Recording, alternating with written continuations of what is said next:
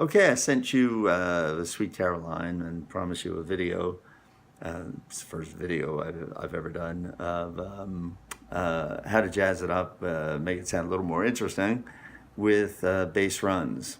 Runs are just something that gets you from one point to another with a succession of notes, of individual notes, rather than strumming, which is what you generally do. Let's get you out of that, get you started to get out of that, and demonstrate by Sweet Caroline. Here's Sweet Caroline just played with straight chords, with straight down strums, pretty easy song, G, C, and D. And it's just 1, 2, 3, 4, where it began, 2, 3, 4, C. I can't begin to know in 3 and 4, G, but then I know it's growing strong, 1, 2, 3, 4, 1, 2, 3, 4, back to the G. That's all we're going to look at, because there's a couple little runs there that we can throw in to make that sound a little more interesting and more like the song, because he actually uses these runs in the songs. So let's go from the G to the C. That's the first one. You're going to be using open string 4. That's this one. Open string 3. Open string 4. And then string 4 fret 2, which is what you're holding down on that C note, or C chord, excuse me. It's an E note that you're holding down in the C chord. So you have, instead of this,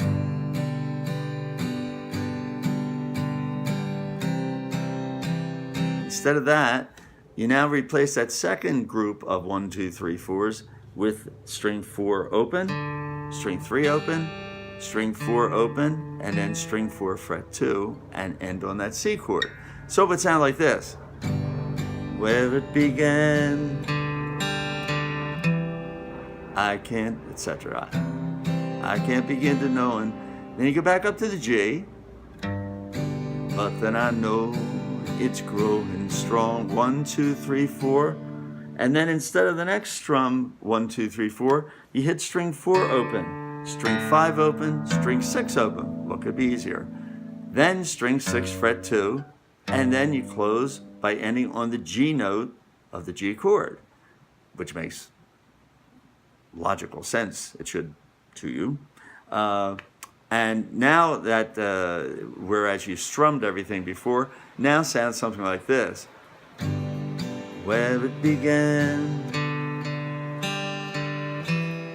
I can't begin to know. And sorry, it just started to rain. Back to the G, and then I know it's growing to the D.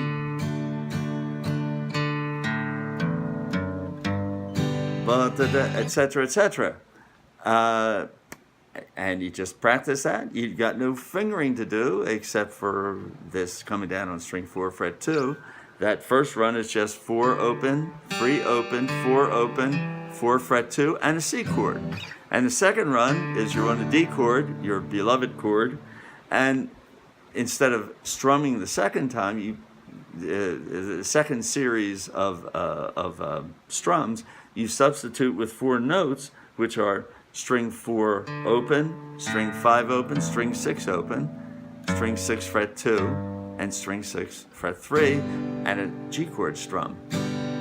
Now, you don't have to restrict yourself to that. You can fool around. You have a gold mine here at string 5, string 4, and string 3. String 5 open, string 5 fret 2, string 4 open, string 4 fret 2, and string 3 open, and string 3 fret 2, where there's a whole bunch of little runs that you can discover on your own.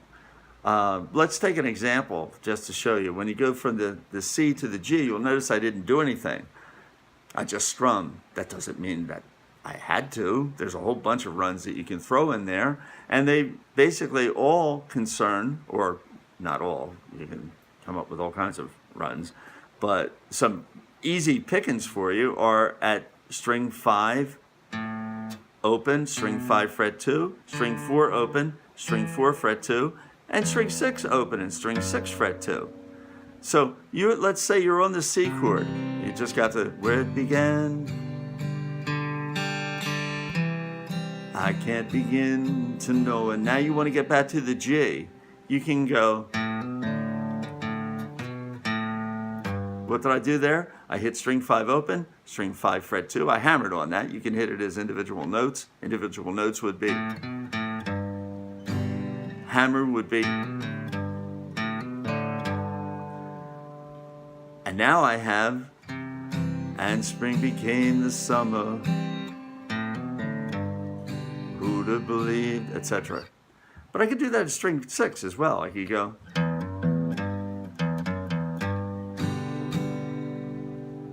you hear that? See, that thing became the summer.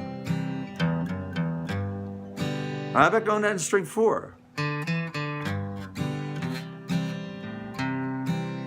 And spring became the summer.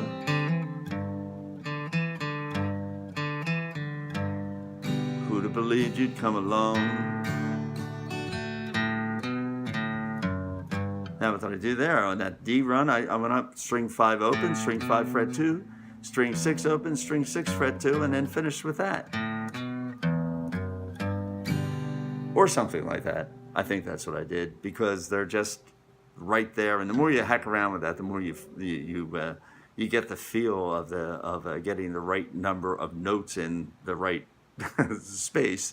You can come up with all kinds of things. Just right on string 6 open, string 6 fret 2, string 5 open, 5 fret 2, string 4 open, string 4 fret 2, string 3 open, string 3 fret 2. Are they the only notes that you can use? Oh no, you can use actually all the notes, but the easiest ones are right here. See, that's string 6 open, fret 2, finish at fret 3.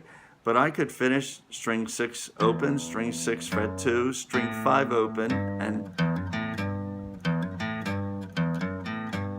I can do that very same thing down here, string 5 open, string 5 fret 2, string 4 open, and then finish on this G.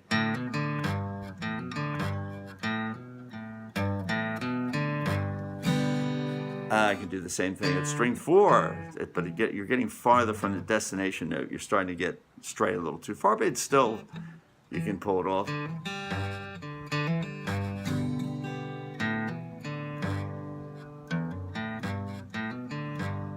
All of those, I'm just hammering on the open string and hammering on fret 2, and then either replaying that string or going to another open string right below it, and coming up with another different run. So there are some little runs that you can add to make Sweet Caroline a little more interesting. Where it began, I can't begin to know it. See? But then I know it's growing strong.